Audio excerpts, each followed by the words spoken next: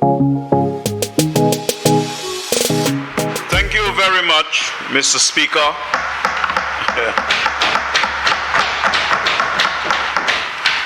Mr. Speaker, I rise in support of approving the estimates of revenue and expenditure for the fiscal year 2023-2024. Mr. Speaker, the estimates of revenue and expenditure, commonly known as the budget, is the prequel to the discussion on the appropriation bill, in which the Minister for Finance will be outlining the economic, fiscal, financial, social, and environmental policies to be implemented in the fiscal year 2023-2024. Mr. Speaker, the estimates contain the financial plan and work program of the government, and these would inevitably provide for new policies of the government. Mr. Speaker, the budget is the key instrument that the government utilizes to implement its various policies, programs, and projects that show how the government plans to allocate resources to the various ministries or departments to achieve its priorities for the fiscal year 2023-2024 and beyond. The estimates also show how government intends to finance its programs through the raising of revenues, grants, and loans.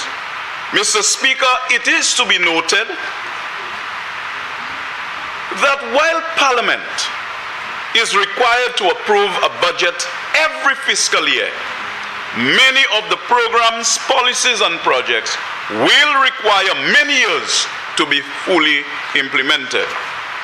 Mr. Speaker, while we have separate debates for the estimates of revenue and expenditure and the appropriation bill, the estimates and the appropriation bill are inextricably linked, as the former incorporates the policies debated in appropriation bill. Budgets must therefore be viewed within the context of government's longer-term plan to restructure the economy and place it on a longer-term path for sustainable growth and development to benefit the people of the country in a very tangible way, through higher standards of living, reduce unemployment and poverty, better healthcare and educational opportunities, and improve justice and security.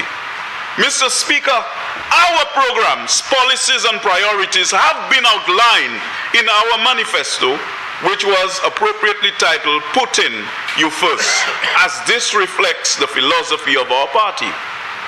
Mr. Speaker, I note the detractors, led by those opposite, are attempting to discredit our policies that are anchored in the fundamental philosophy of putting the people first. Mr. Speaker, members who, it must be said, failed miserably in meeting the needs of the people and who were overwhelmingly rejected by the people in the last general election, all of a sudden have solutions to all of the problems of this country. Problems, it must be said, Mr. Speaker, that they either created or exacerbated. Mr. Speaker, our government will not, however, be deterred by those on the opposite side, as we are determined to forge ahead to implement our progressive and innovative programs to meet the needs of the people. Mr. Speaker, in fact, notwithstanding this urgent desire of my government to push ahead, the policies of the former UWP government are, unfortunately, among the major constraints that limit our progress. The first and fundamental limitation, Mr. Speaker, is the economy we inherited, and more specifically, the state of the public finances. Mr. Speaker, the Minister for Finance has said on many occasions that we knew the fiscal situation was bad, but never in our imagination did we expect it to be so bad. Mr. Speaker, the former administration in the quest to achieve victory in the last general election, went on a rampage of reckless, wasteful, and irresponsible expenditures, burdening the citizens and saddling the next generation of St. Lucians with huge debt, Mr. Speaker. Mr. Speaker, the last administration essentially mortgaged the future of our country, and our government has to now honor these commitments, which limit the amount of fiscal space we have to pursue our policies. Can you imagine, Mr. Speaker, that yesterday the member for Choiseul said we are achieving progress because of the progressive policies that they implemented, Mr. Speaker? Mr. Speaker, policies that plunge our country into a recession in 2019 prior to COVID. And as a result of the poor health of this economy, we could not have responded effectively with fiscal policy to COVID. Our economy contracted by 24.4%, among the highest in the world, Mr. Speaker. Is that what they call good policies? Mr. Speaker, I recall in the 2021 estimates, the debate on the estimates then, I said that when you look at the fiscal dashboard of the country, it was all red. Engine light was on. Every single thing, brake light was on. Every single problem. But they continued to drive the cow state as if everything was just fine. And Mr. Speaker, you know, I was not surprised, but, you know, really disturbed by the leader of the opposition talking about fuel prices and how this government is not compassionate, that we are not reducing the fuel prices. Mr. Speaker, I have given careful and sensible treatment to this issue before, but I think on this occasion it is proper that I remind this honorable House that we have already seen oil prices reach a 7-year high since the invasion of Ukraine. Our government was in office and had to manage the record oil prices at the time. I distinctly recall at the time the leader of the opposition leading a strike because of what he said was the case of a missing consumption tax of over $4. And then immediately after winning the election in 2016, saying his job as the Minister for Finance was to sign an SI for the reduction in oil prices, when he indeed signed for an increase in fuel prices. He then further increased excise taxes by an additional $1.50 per gallon. The spike in oil prices had caused inflation to increase across the world and has led to an increase in interest rates. Mr. Speaker, we in St. Lucia have no control over these international economic developments, but I am extremely confident that the government of the St. Lucia Labour Party, led by the member for Castries East and our Prime Minister and Minister for Finance, will manage and cushion the impact on the people and the economy of St. Lucia. Mr. Speaker, I would like to present to honorable members the trend in oil prices over the period 2012 to 2022. The reference for this, Mr. Speaker, is https://www.macrotrends.net/1369/crude oil price history chart. This can be fact-checked and verified, Mr. Speaker. The trend of oil prices using the average closing price is as follows, and is in US dollars. In 2012, it was $94.05. In 2013, it was $97.98. 2014, $93.17. 2015, it went down to 48.66. In 2016, it went down to 43.29. Now, I want this honorable House to note that in 2012, it was 94.05. The Labour Party was in office. In 2014, again, $97.98. 2014, $93.17. And then when we were approaching the election, it went down to 48.66 in 2015 and 43.29 in 2016. This is what our government, while we were in office, had to deal with. 3 successive oil prices rises in excess of US $90 when we were in office, resulting in our government cushioning as much as possible these oil prices increase and setting a target of $2.50 per gallon at the time. In most cases, we were forced to collect less than $2.50 over the period. Now, let us look at the remainder of the period when UWP was in office. In 2017, $50.80. 2018, $65.23. 2019, $56.99. 2020, Mr. Speaker, $39.68. I repeat, $39.68. 2021, $68.17, and 2022, US $96.23. So, Mr. Speaker, what we see is that the SLP reduced the price from $3 per gallon to $2.50 per gallon under the Kenny Anthony administration. And what did the former Prime Minister and Minister for Finance did? While he benefited from low oil prices, he increased the excise tax by $1.50 per gallon to $4 per gallon, which was supposed to have been placed in a lockbox. Mr. Speaker, I believe the Honorable Prime Minister and Minister for Finance has searched high and low and cannot find this lockbox.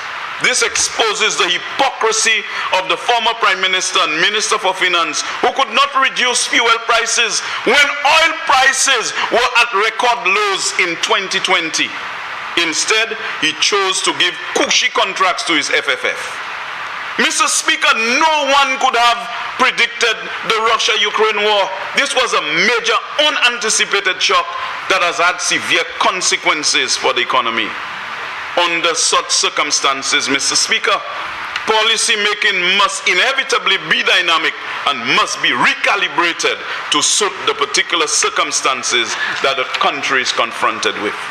So, Mr. Speaker, when the leader of the opposition comes there masquerading as if he's so concerned about the people of this country, where are the people during COVID that was gasping for air? Whilst the World Bank and the IMF and others gave resources for us to intervene in the lives of the people, to give them some income support. That was not done. And I have gone through the estimates, Mr. Speaker, and articulated what the monies were utilized for to continue on the merry way of the FFF empire, Mr. Speaker, whilst people were gasping for air.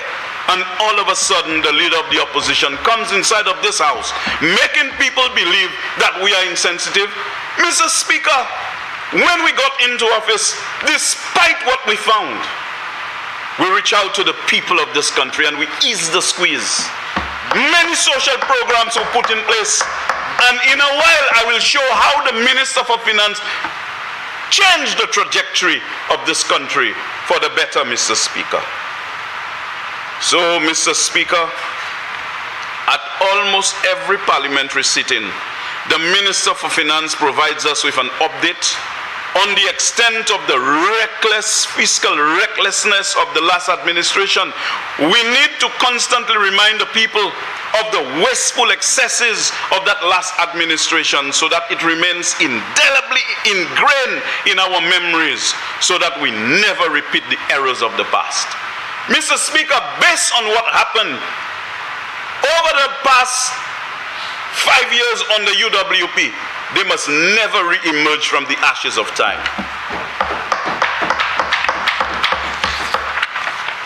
We all know, and we now know, Mr. Speaker, the monies paid for the vaccines, which to date we have not received, the contractual commitment with Cayman Health, which our government is now required to honor, and for which we had to come to Parliament to seek permission to borrow to meet this commitment.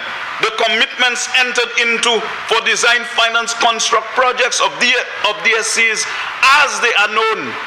I wish to remind St. Lucians that DFCs are entered into when the contractor pays for financing project and the government repays the contractor like a loan over a specified period of time.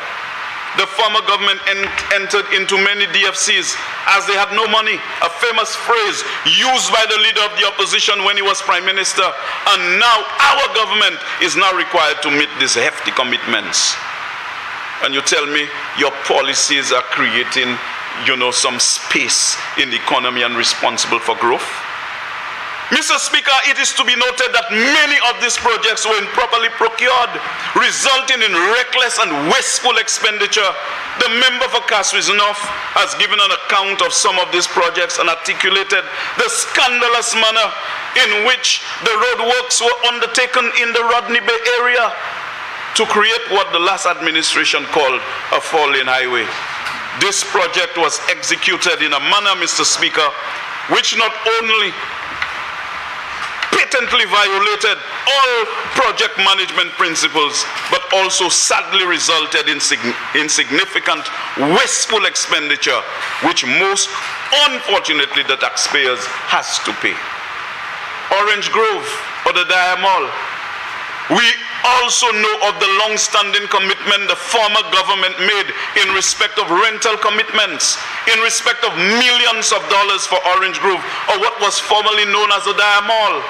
Members need to recall the building was purchased by the former administration and then sold for a fraction of the purchase price, with the most ridiculous condition that government was required to rent significant rental space at a ridiculous cost. We cannot forget St. Jude's, Mr. Speaker, in which the last government ignored their own technical audit and went on a frolic of constructing a new building, which remains substantially incomplete at a cost close to $120 million. And Mr. Speaker, we are all aware of the former government's decision to ignore the PPP government, our government had judiciously pursued with the IFC for the development of HIA and embarked on a totally different course of action, committing our government and the taxpayers by extension to millions of dollars. And the cost overruns on this project has already reached a level which appears to be unprecedented in the history of projects that have been implemented in St. Lucia. So where are the policies that created growth and development in the economy? I will stop here, Mr. Speaker, as there are so many other projects in which resources have been wasted. But I think you get the point, Mr. Speaker, of the limitations that our government had to and is continuing to address as it embarks on a policy of fiscal correction, restructuring of the economy, and ensuring that the government gets value for money in undertaking projects using sound project management principles and technical oversight. The external economic environment also significantly influences the ability of our government to pursue the policies we would like to, Mr. Speaker, given that St. Lucia is a small open economy, highly dependent on tourism and imports of goods and services. In this day and age, Mr. Speaker, information is widely available on what is happening in the world economy, and in particular, the significant negative impact that the war between Russia and Ukraine is having on oil and commodity prices and supply chain bottlenecks in the world. Mr. Speaker, while the world was grappling with the impact of the pandemic and began to recover, the external shock of the Russia-Ukraine war exacerbated the underlying conditions in the world, resulting in higher inflation, higher interest rates, and lower global growth. All of these factors, Mr. Speaker, have had significant contagion impacts on the St. Lucia economy, as we now have to grapple with higher inflation, interest rates, and lower growth among our major trading partners. Notwithstanding these strong headwinds, Mr. Speaker, this Minister of Finance, the Honorable Philip J. Pierre, and the member for Kaswis East has navigated these headwinds expertly, achieving significant economic growth while substantially narrowing the fiscal deficit.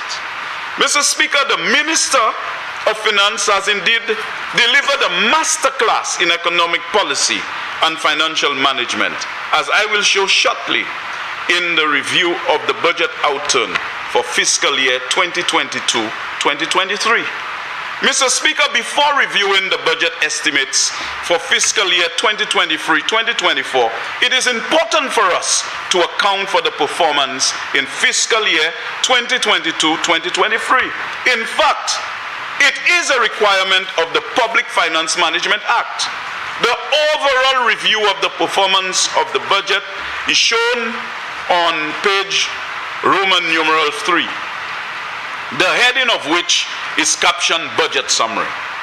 In this table, there are 4 columns, namely Actual 2021-2022, Approved Estimates 2022-2023, Projected Outturn 2022-2023, and Budget Estimates 2023-2024.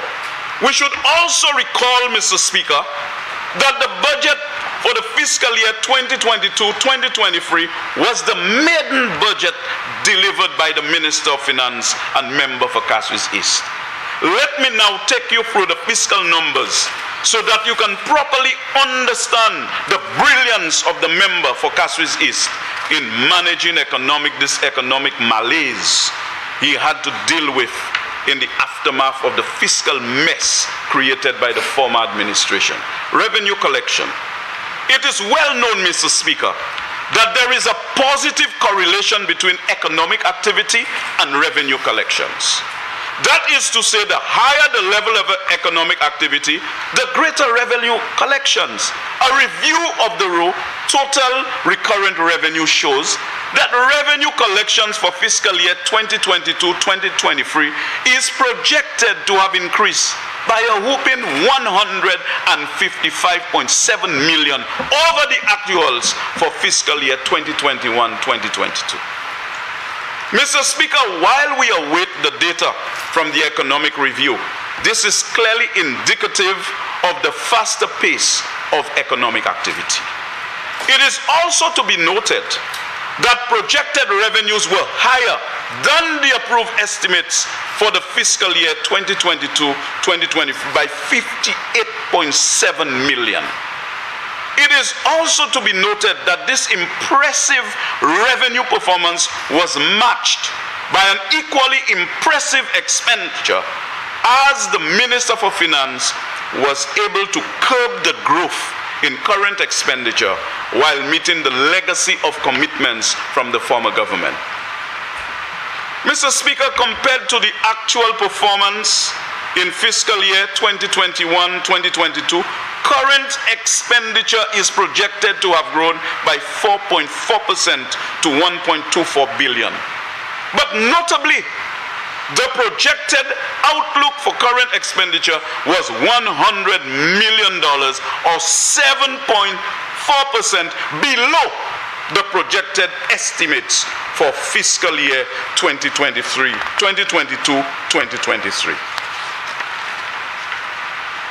As a result of these favorable trends in revenue and expenditure, the current surplus of government moved from a deficit of 140.6 million in fiscal year 2021-2022 to a projected deficit of $40.1 million in fiscal year 2022-2023.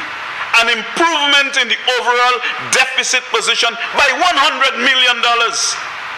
This doesn't happen by accident, Mr. Speaker. This is not a product of spontaneous combustion. It's not a sudden discovery. Mr. Speaker, yes, you heard right.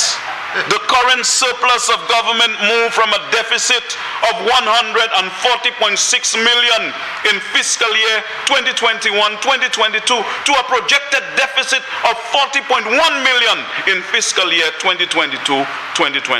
An improvement in the overall deficit position, I repeat, by $100 million.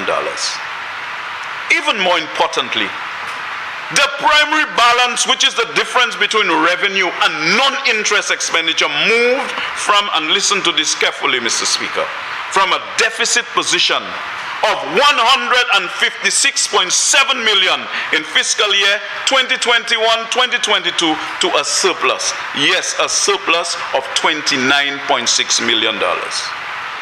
We even did considerably better than our own forecast for fiscal year 2022-2023, in which a primary deficit of 220 million was projected. This turnaround in the fiscal fortunes of the country is a reflection of the expert fiscal stewardship of the Minister for Finance.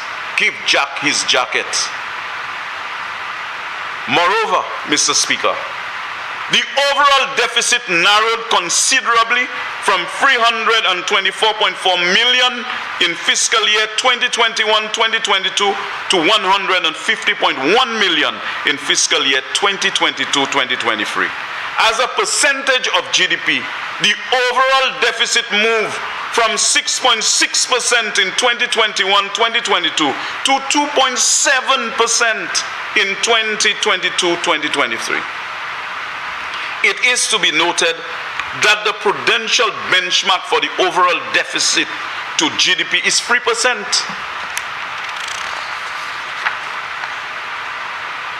Having outlined the impressive fiscal performance of the government, Mr. Speaker, I now turn to the estimates for the new financial year 2023-2024. The Minister for Finance has again astutely crafted a budget that provides a platform building on the major achievements in fiscal year 2022-2023 and to meet the priorities of our government and the people of St. Lucia. Recurrent revenue is projected to grow by 204.3 million to $1.4 billion. This forecast, Mr. Speaker, reflects the assumption of continued growth in economic activity that we anticipate in 2023. The budget assumes a nominal growth of GDP of 9.8%, with nominal GDP growing from 5.5 billion to 6.04 billion. These figures are bolstered, Mr. Speaker, by the latest business performance survey from the Chamber of Commerce in July of 2022, which revealed that business confidence was on the rise, with 66% of respondents forecasting increased turnover over the next 12 months. Grants. The government is also projecting grant receipts of 147 million in fiscal year 2023-2024. This is indeed great news, Mr. Speaker, as the increased forecast for revenue collections provides government with the ability to increase expenditure and allocate more resources to priority agencies to deliver more services and goods to the people of this country, while at the same time correcting the fiscal mess that we inherited from the last administration. So let us look at recurrent expenditure. As a result, Mr. Speaker, recurrent expenditure for fiscal year 2023-2024 is budgeted at 1.4 billion, representing an increase of 92.7 million over last year's approved estimates, and more significantly, an increase of 193.1 million over last year's projected expenditure in fiscal year 2022-2023.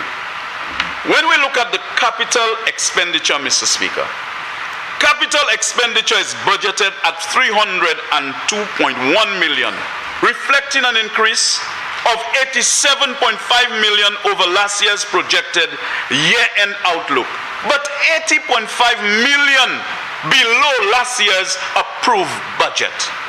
I will read this again, Mr. Speaker. Capital expenditure is budgeted at 302.1 million, reflecting an increase of 87.5 million over last year's projected year-end outlook, but 80.5 million below last year's approved budget. These fiscal numbers, Mr. Speaker, show the astuteness of the Minister for Finance in taking the country out of the fiscal abyss that it was placed in under the former administration. Mr. Speaker, the current account deficit, which was narrowed significantly in the last fiscal year by over $100 million, is forecasted to further narrow to $28.9 million. And let's look at the primary balance whilst we're at it.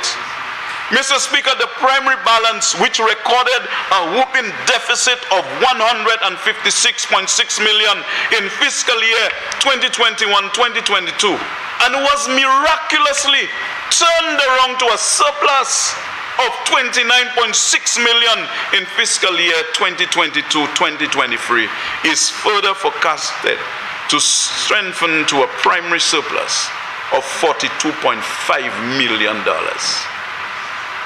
Reflecting the increase in capital expenditure, the overall deficit is expected to increase to 176.4 million compared to the projected outlook for 2022-2023, but is still significantly lower than the 324.4 million recorded in fiscal year 2021-2022.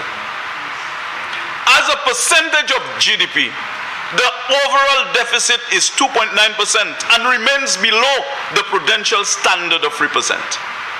The net financing requirement, which reflects the borrowing that is required for the budget, is 288.6 million, of which, unsignificantly, 256.6 million is from external borrowing from multilateral sources at concessionary rates, Mr. Speaker. Brilliant.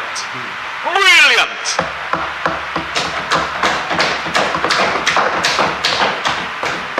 The allocation of resources to agencies in the draft 2023-2024 estimates of revenue and expenditure builds on the foundation of the estimates for 2022-2023, allocating increased resources in areas of high priority to the government and achieving the objectives we have set in the manifesto.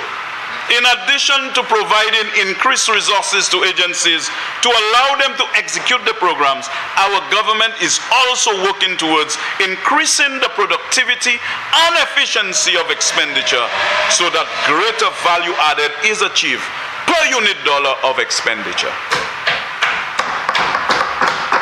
Brilliant. In this regard, Mr. Speaker, our government is working towards removing waste and inefficiency caused by poor project management practices.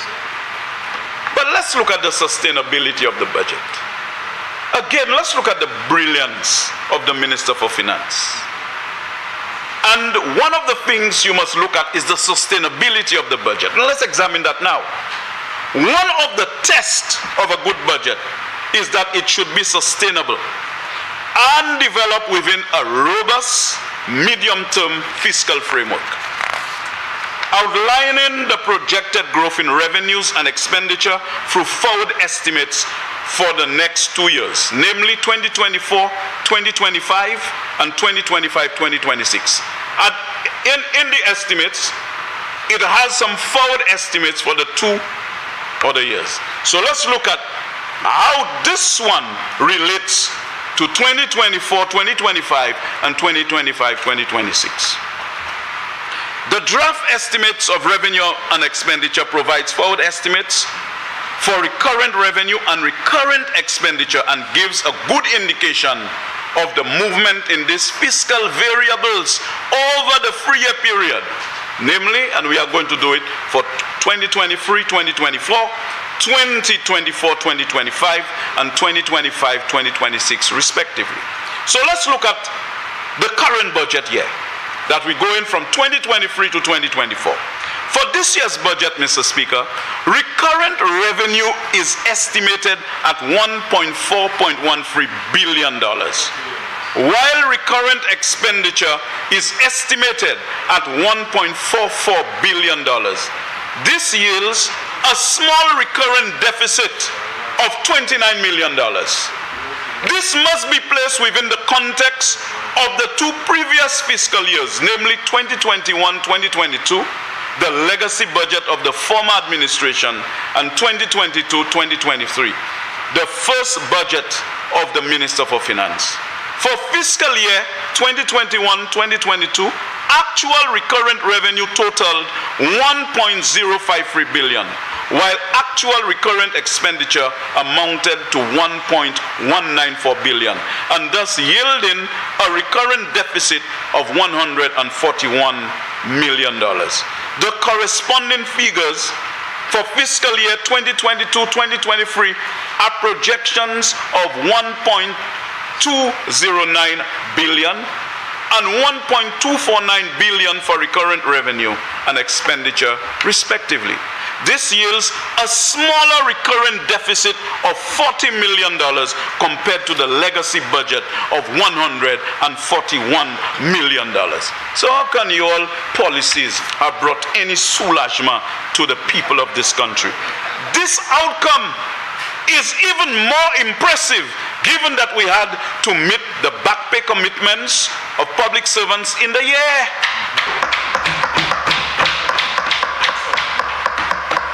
The source of these figures, Mr. Speaker, is on page Roman numeral 3 of the draft estimates. So everything I say in this house can be fact-checked.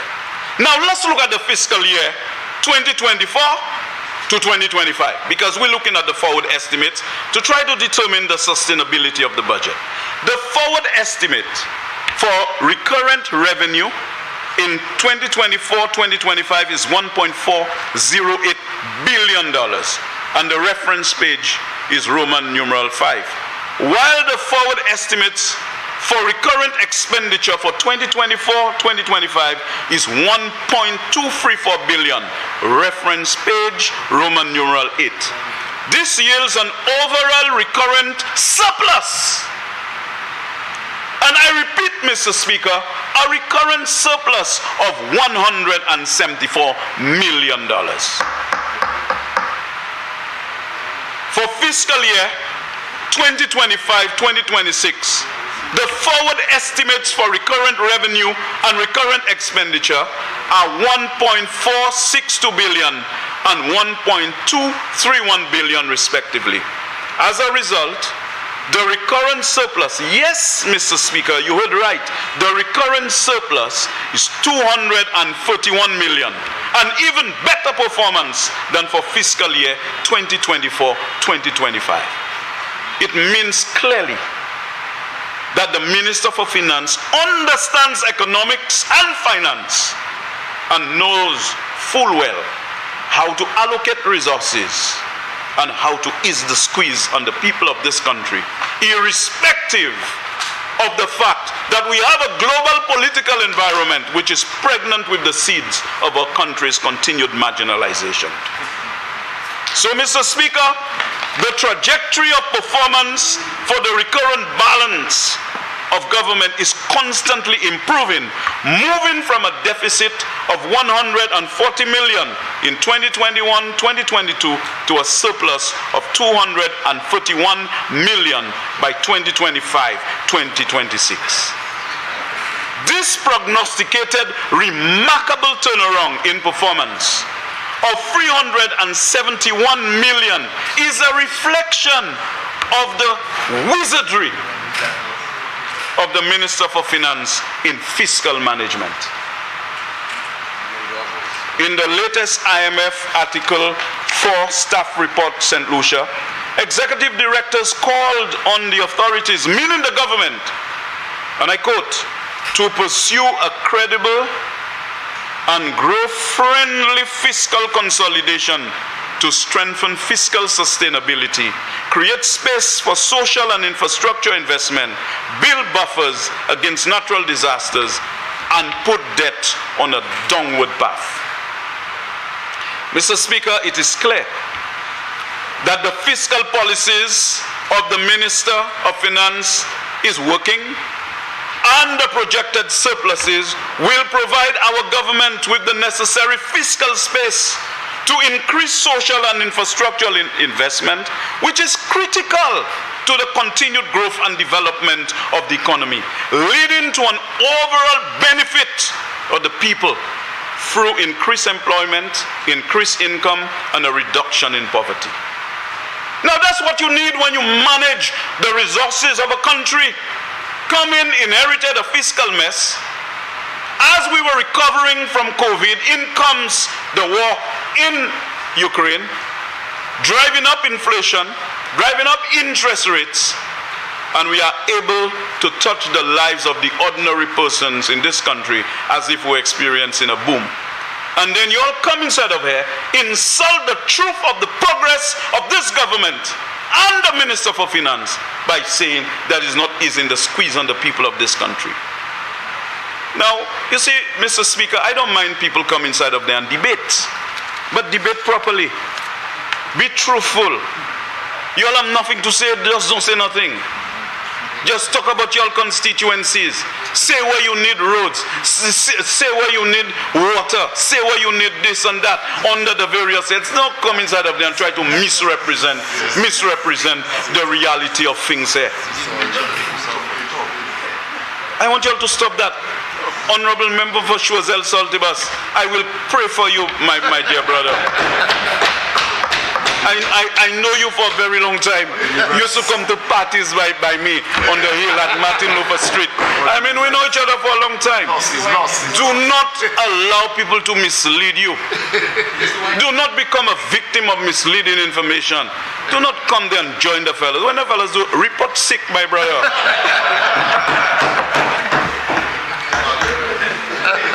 So, having articulated, you know, the brilliant position that the Minister for Finance has taken, and I'll tell you, what is going on there is not one term. You see that kind of one-term thing that existed before?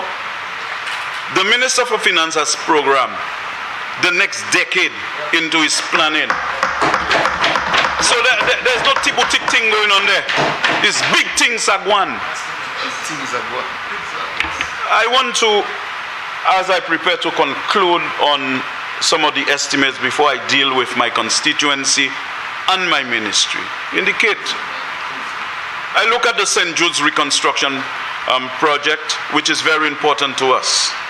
While each member of parliament will provide details, you know, and have already provided the details in their own way, both in this house and when they leave to go to the various town hall meetings, they will be providing details as to what the budget actually means for the people of this country. I wish to note, Mr. Speaker, citizens, particularly those in the south of the island, will be particularly pleased that an allocation of 32.75 million has been made for the St. Jude's Hospital project.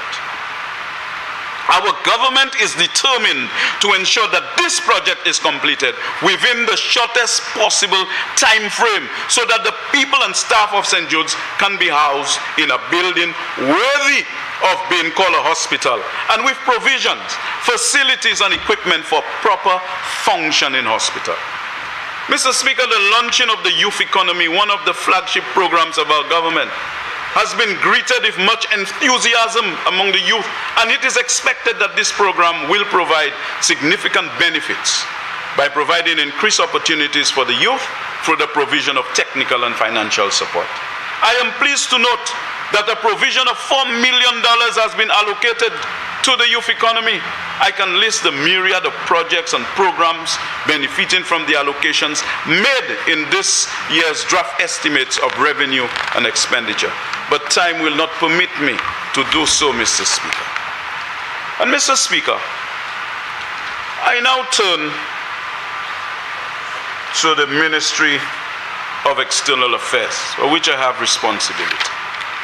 And Mr. Speaker, I have a document there with almost 30 pages at highlighting or just adumbrating, just a shadow of the achievements of the ministry. But again, Mr. Speaker, time will not permit me, even though I am a master in compression, to deliver in any significant time. So what I'll do, a lot of argument. What I will do is to give a little trailer, and I'm going to articulate in the policy debate the real vibe. So I'm just going through just the first page. The political and economic division, facilitation and advancement of development cooperation with Mexico, resulting in the implementation of 4 significant projects for the year under review. Facilitation of development cooperation with Japan, resulting in the implementation of 2 significant projects in the areas of fisheries development and infrastructure. Facilitation of development cooperation with the Republic of China, Taiwan, resulting in the implementation of several projects in diverse area development. Bilateral cooperation with Cuba in the fields of education. Bilateral cooperation with Brazil in the field of health, resulting in the donation of 26,000 vaccines, along with other medical supplies to fight various critical diseases that threaten the lives of our people. Bilateral cooperation with Argentina in the areas of health and human resource development, resulting in the donation of vaccines and the sponsorship of language training for government officials of St. Lucia. Bilateral cooperation with Canada in the provision of technical and financial assistance to St. Lucia for institutional capacity building and for enhancing citizen security, public sector productivity and trade. Launch of a campaign by St. Lucia for the presidency of the Executive Board of United Nations Educational, Scientific and Cultural Organization, UNESCO. The Protocol and Consular Division, the extension of courtesies and privileges, as well as the protection of immunities granted under the Vienna Convention and international law to visiting resident dignitaries, including ambassadors and heads of state and government. Administration of a differentiated regime of courtesies provided by the laws of St. Lucia to qualifying public and other officials. The upgrading of St. Lucia's diplomatic ties with Alva, Mexico and Venezuela. Heightened engagement by the St. Lucia Consulate in Canada with St. Lucia diaspora in Canada, diaspora leaders. And of course, many others across the length and breadth of Canada. Improvements to accountability and service delivery in the issuance of emergency travel documents to members of the St. Lucian diaspora in St. Lucia. Mobilization of assistance from the St. Lucia diaspora in the way of supplies for our hospitals and relief for victims of the trough system which adversely affected the north of St. Lucia recently. For the first time since the pandemic, our people in Canada could have celebrated independence. Logistical and other support provided to St. Lucia students studying in Cuba. Assistance rendered to St. Lucians visiting Cuba for medical and other purposes. A smooth transition by the St. Lucia Consulate serving Martinique and French Antilles to the new electronic passport regime. Initiation of a program of transition to a near paperless operation at the St. Lucia Consulate in Martinique. A deepening of bilateral relations with France and the French Department of Martinique in the crucial areas of health and of citizen security as well as border security. So, Mr. Speaker, I can go to international trade and civil aviation and diaspora affairs. Heightened efforts at ensuring that nationals in the diaspora are better informed on development initiatives as well as opportunities at home and the contribution, advice and participation sought in decision making. So, Mr. Speaker, I could go and list a whole spectrum of interventions. Not to mention, Mr. Speaker, that when you have flights coming into St. Lucia and going to this destination and that destination, the engine room is at the Ministry of External Affairs, International Trade, Civil Aviation and Diaspora Affairs. Member for Library, you have 10 minutes left.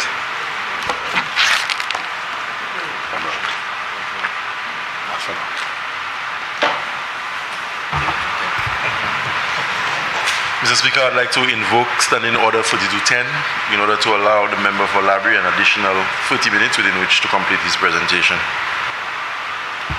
Honourable members, the question is that Standing Order 3210 be invoked to allow the member for Labrie an additional 30 minutes in which to complete his presentation. And now for the question, as many as of that opinion say aye. Aye. As many as of a contrary opinion say no. I think the ayes have it. The ayes have it. Leave is granted. Please proceed.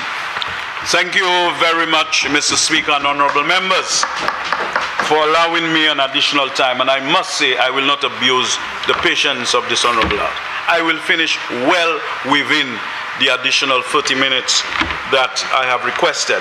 But as I was saying, Mr. Speaker, my ministry is the engine room. Normally, we have to engage in a lot of back and forth and sustained dialogue with the airlines to ensure that documentation, etc., are quite in order to grant fifth freedom rights whenever necessary.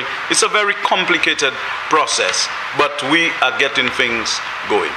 But when I report in the policy estimates, I will speak about the work being done by the chairman of the Air Transport Licensing Board, Mr. Afan Neptune, and the crew. And they have been doing a fantastic job, Mr. Speaker. Mr. Speaker, given my promise not to abuse your patience and to finish well within time, I will at this juncture address matters pertaining to my constituency. I shall speak to my constituents, Mr. Speaker, in the Labrie-Auger constituency directly. And I want to begin by thanking them again for making me the instrument of their wishes on the basis of my clear commitment to the public welfare. As a Laborian who's cooked and baked in the Laborian culture, was raised among very powerful role models like Watson Louis, Agatha Jean Penel, the late Hilary Dageville, the late Rudy John, and many others that shaped the young Alva to be their representative today. I will not fall easy prey to provocation. Mr. Speaker, let me state categorically that in line with the new prescripts of the new dispensation, and that is this dispensation by the Philip J.P. administration, Mr. Speaker, the appropriate policies that have been put in place to dramatically improve the quality of life of St. Lucians will benefit the people of Labrie-Auger. Mr. Speaker, every provision made in the estimates, whether it's under Hope or under Pope or under whatever heading, it will all benefit the constituencies of this country. And Laborians and the people of Auger shall never be left out. In the past fiscal period, every head impacted the people of my constituency. Mr. Speaker, as I have also stated in previous contributions in this Honorable House, I shall pursue the true and real development of the Labrie-Auger constituency in collaboration with other actors in the drama of development, especially the Labrie Development Foundation.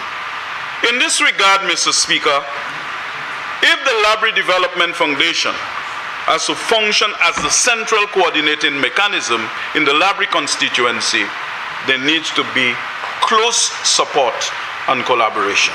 And my office is always open to providing guidance and resources to the foundation to carry out its work. And we are going to cooperate under our respective mandates without infringing, whether directly or indirectly, on the independence and integrity of this organization. In this regard, Mr. Speaker, I am pleased to report that for many months after the last general elections, I spent a considerable amount of time touring the Labrie-Auger constituency with relevant government departments, key among which was the Department of Physical Development, following which elaborate plans were produced and a major community consultation was held, followed by another specific engagement with the Labrie Development Foundation. The central focus of that initial consultation was the Labrie beachfront and Mont LeBlanc development. More specifically, to erect economic infrastructure along the Labrie Village beachfront to continue to stimulate demand for our brand of tourism. We have our own brand of tourism that we are pursuing quietly, especially the Airbnb product, Mr. Speaker. But we are rising without no fuss and without no fanfare. To develop Majomel as the Upper Labrie Village to further complement our tourism product, not to mention the further development of the Mont LeBlanc lookout point as a significant tourist attraction. And all of these projects shall be explored and pursued in consultation and collaboration with the Labrie Development Foundation. But there's one specific thing that I want to accentuate in this house, that we want to invest all of those projects in the Labrie Development Foundation to reduce the over-dependence on central government, that we can pursue our own development unencumbered by partisan considerations. We are commencing the beachfront development with the construction of the Labrie Market and Square, which went through community consultations over 5 years ago under the SLP administration of 2011-2016. In fact, Mr. Speaker, on page 479, head 51, subhead 13, section 11, subsection 206, section of the estimates of revenue of expenditure 2015-2016, out of a project cost of 2.4 million, 1.3 million were allocated to the construction of the Labrie Market. But you know, sometimes there are administrative delays in getting approvals and getting this. It did not happen. Not because the monies were not committed in the estimates. In crafting the next budget in 2016-2017, an amount of 1.065 million was allocated for the construction of the Labrie Market. However, Mr. Speaker, when the former Flambeau administration entered the corridors of power in 2016, it instructed with immediacy that the Labrie Market be aborted.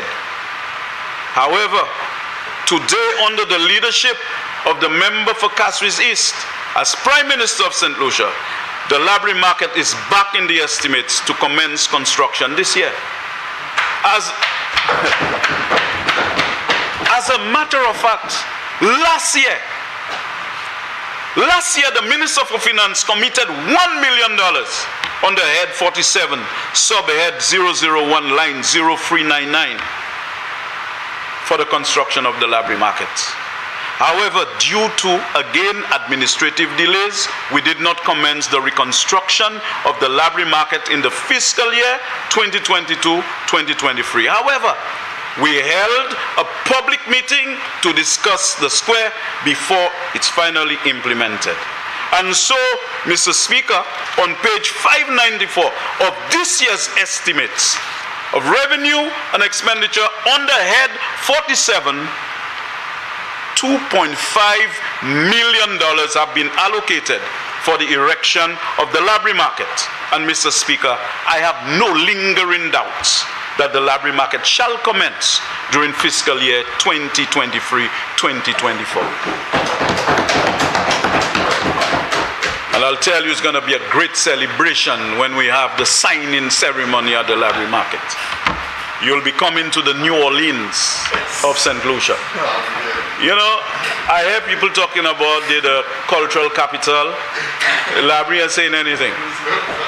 Grosile say that they're the cultural capital. Bellevue say they have Tambour, they're the cultural capital. We have jazz in Labrie, we have our own brand. So we are not competing, we are complementing our colleague. Yes, sir. So, no fuss, no fanfare. But certainly it will be a great day when we arrive at the signing ceremony.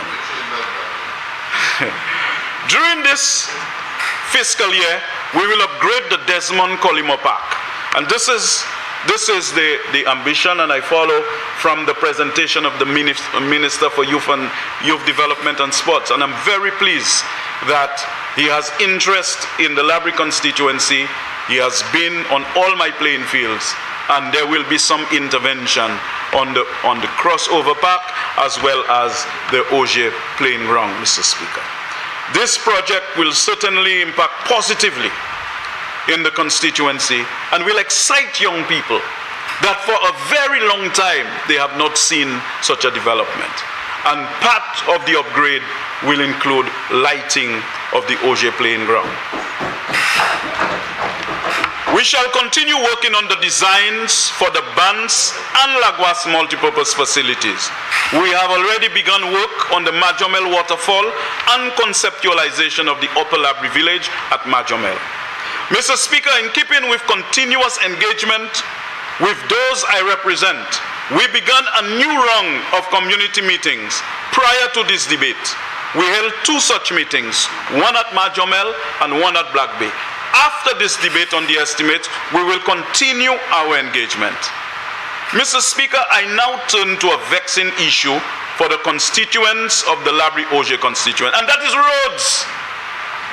Roads, Mr. Speaker. Roads, a vexing issue. I can state categorically, without any fear of contradiction, that our roads, there's no other constituency that has experienced such neglect. And Mr. Speaker, the neglect was because of a vindictive and oppressive UWP administration. Successive Flabo administrations neglected my constituency to the extent that even roads labor actually rehabilitated would fall into disrepair. So the entire road network would be in problem. However, I am pleased to report to this Honorable House that whilst we have not engaged in any massive roadworks in the Labrie constituency, Laborians can now drive on roads that are certainly more motorable. Immediately after the elections, we were able to bring relief on the Majomel Road and the Katen roads. And today, as we speak, because of the intervention of the Minister for Infrastructure, and of course, the man who holds the public purse, the Majomel Road is under construction. And no more will you hear me come in here and talk about even donkeys, right? Donkeys will strike going up to Majomel. The Katen Road, when I was in opposition, I went on the Katen Road, and for 4 kilometers of road, put base material to bring some relief to the people of Katen.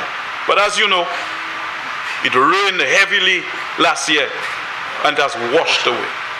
Now the Prime Minister has said to this Honorable House, and he has said to ministers, don't look for trouble with him about the roads. He has to manage the economy.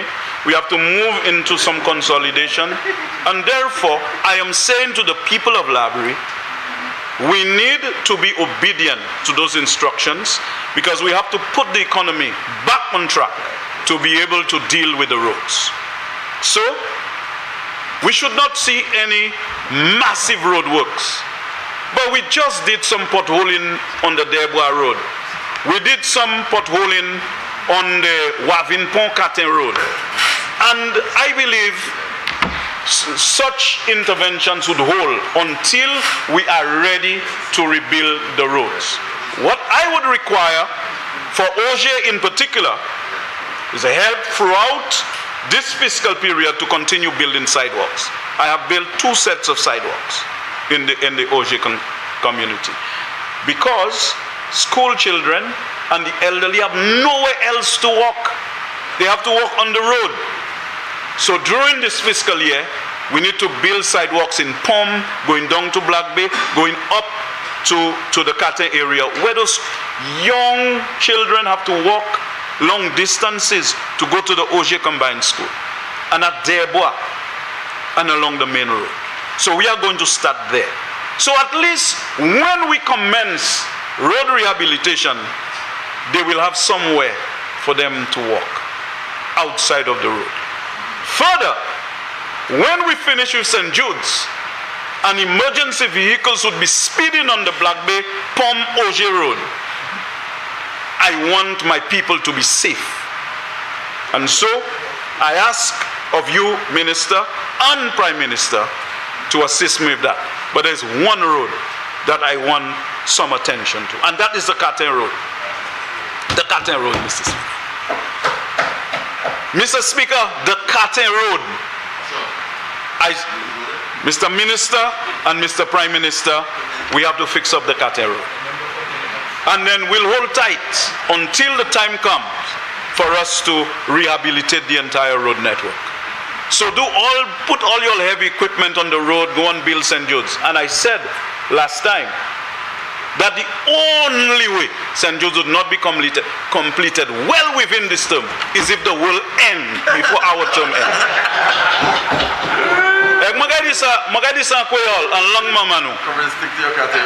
Sel Manier. L'hôpital St. Jude's pas qu'à fini.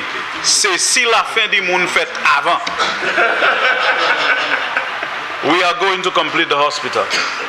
And we are going to continue to fight to equip the hospital properly. Because it's not just a building. We have to continue. And through my ministry, we would like to see at least an MRI machine emerging somewhere in this country to stop our people swimming to Martinique for MRI or going to Barbados and Trinidad and other places, you know. And in my last trip, I have spoken to a friendly government to see if we can source an MRI machine and a CT scan so that at least the people can enjoy better facilities, better diagnostic tools to improve the overall quality of healthcare in this country. Mr. Speaker, I now turn to Head 56, the Constituency Development Project, CDP, which contains an allocation of 21 million. Mr. Speaker, whilst this figure represents 1/10 of what is required for what I would like to undertake in the Labrie-Auger constituency, I am willing to share that amount with my parliamentary colleagues because it is in giving that we receive. Therefore, I am expecting to receive some significant support from this allocation to assist my constituency to catch up with matters of infrastructural development. When the UWP government, which you belong to, the former government, there were many persons who had the contracts to build roads in the constituency, in Auger, in Pom, Upper Auger, Black Bay, at Béwanger, Labrie Village, you know, all parts of the constituency. You had in excess of 20 persons who were affected. And Flabo came in and stopped all the contracts, disregarded them. Now we are back. They would like to proceed with the project. And therefore, I would need special dispensation to engage in this catching up process. So, Mr. Speaker, I am very optimistic that I will get the support and cooperation of the Minister and, of course, the Minister for Finance. I am pleased to say that despite the fact that I did not get any additional support, I have built 2 of those roads that were outstanding under the CDP allocation.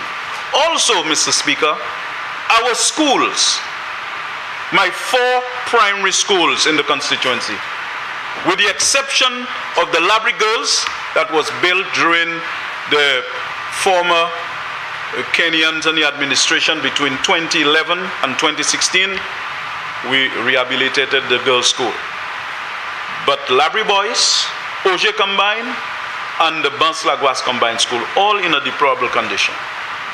To date, I have responded to the request of the principals and have extended significant support, hundreds of thousands of dollars, to help them respond to critical needs, because the school plant is very important for learning. If the environment is not conducive, it will impact learning. In the same way that if people are not healthy, it will impact learning. And a great thinker once said, if you are not well enough to learn, you are not going to learn well enough. And I believe that we need to ensure that we have a clean and wholesome environment for our children to actually learn. Now, I provided the library boys as well as OJ combined with some support. But the Lagua School, the building which houses the principal, staff, and a couple classrooms, that's a headquarters for termites. When I go to the school, those termites are so troublesome, Mr. Speaker, as if I have to negotiate with them for me to pass, like they are doing border control. So I said I'm going to be back after the estimates and be coming with my friends from this parliament to ensure that we deal with them. So, Mr. Speaker, I think during this fiscal year, despite the fact that we are going to continue to be prudent, to put the economy back on track, and to deal with the external environment, we are going to deliver some significant benefits to the people of the country, including the schools that I have articulated. And I'm sure that the Kate people will see the construction of that road, the Kate road. So, Mr. Speaker, despite the hundreds of thousands of dollars in terms of infrastructure and touching the lives of the people, I want to say that for me, the greatest achievement for the past fiscal year for me was the manner in which I reach out and intervene in the lives of the ordinary people. The voices that we do not hear very often. You know, poor people have a lot of pride, Mr. Speaker. And when they come to you, they expect you to be confidential about their affairs. Hundreds of thousands of dollars have been expended in helping people with health, with education, and other social interventions. And Mr. Speaker, going around, I saw the faces of mothers where their faces were stained with the acidic tears of hurt under the United Workers' Party. For 5 torrid years, they couldn't take care of the kids. Some of the kids couldn't go to school. Some of the houses were in darkness because they couldn't pay this and they couldn't pay, especially in the period immediately after the 2021 elections, immediately after. And they came quietly, and I responded to them. And when I see them today, Mr. Speaker, they are doing much better under Labour Party administration. Through the various allocations of this government, as well as my own efforts to mobilize resources to help them, they are doing much better. And this is why the Star of Freedom had to emerge in this country on the 26th of July 2021. And like I said a few moments ago, for the sake of this country, for the sake of the people of St. Lucia, the United Workers' Party with that type of approach must never re-emerge from the ashes of time. They must never re-emerge from the ashes of defeat. We talk about Singapore, Mr. Speaker, making great strides and doing very well, the same size as St. Lucia. And then Singapore is doing so well and St. Lucia is not doing well. If we continue to change government every 5 years and as if it's on-the-job training that going on there, or one term this and one term that, we are not going to achieve policies that will reach maturity and give birth to the type of results in the country. Had the Labour Party remained, from 1997 until now, I would not be having any conversation about Carter Road. I would not be having a conversation about any Majomel Road. I would not be having a conversation about the schools in my constituency. It is because every time the United Workers' Party gets into office, there is a break in purpose. They disrupt in a very real way the development agenda, and they do as they please. And then we have to fight to regain our country. This time with the Minister for Finance, based on his performance, you all have to wait a very, very long time to re-emerge in any significant way as even a strong opposition. I encourage the opposition, Mr. Speaker, to join with the government as we try to deal with the pressing but legitimate needs of the people of this country. Let us not split the development of St. Lucia at its political seam. There is a need to come to Parliament. There is nothing wrong in debating the cost of government, to debate its policies, to debate the budget, to debate when we are amending laws or we want to pass new legislation. There's no problem with that. There is no problem. You'll not be tortured for honest purpose. I have said before and I'll say again, let our deliberations in this House be a survey of contending views and ideas, not the type of propaganda that I'm hearing coming from the other side and trying to inflame the passions of the people of this country. Mr. Speaker, I stand firm with the Minister for Finance. I stand firm with my colleagues as together we chart a real course for this country and take this country to a new level. And because I said that budgets are not just for a 5-year period but long-term development plans, we would require to plan beyond the next elections so that we can continue to take the people of this country to a new place. The structural changes that would be required shall be done, Mr. Speaker, so that we as a people can move forward together. So I end, Mr. Speaker, by indicating that the central focus of the Prime Minister and Minister for Finance is the stabilization of the macroeconomy under very trying circumstances and putting well-being at the center of public policies and moving towards stronger social protection systems. Because inclusive and sustainable growth requires a stable economic framework and sound management of public finances. Mr. Speaker, given that the budgets must be viewed within the context of government's longer-term plan to restructure the economy and place it on the longer-term path for sustainable growth and development to benefit the people of this country in a very tangible way. So I am confident that there will be practical realization of many projects that will uplift the people of this country. Long live the member for Castries East. Long live the Prime Minister of St. Lucia. Long live the Minister of Finance. May God continue to bless his hand as he signs many things for Labrie to get what it rightly deserves. And of course, and what is left, he can share it with my colleague.